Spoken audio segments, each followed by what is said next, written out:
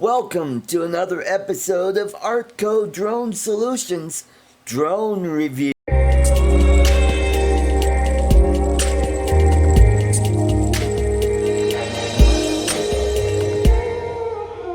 Yes, I am going to do a review. Yes, excuse me while I get this drone. I am going to do the Bugs 20. EIS, which stands for Electronic Internal Stabilization. And it's a cute little drone. I mean, it's about the size of the Mavic Air 2, maybe a tiny hair bigger. It's heavy.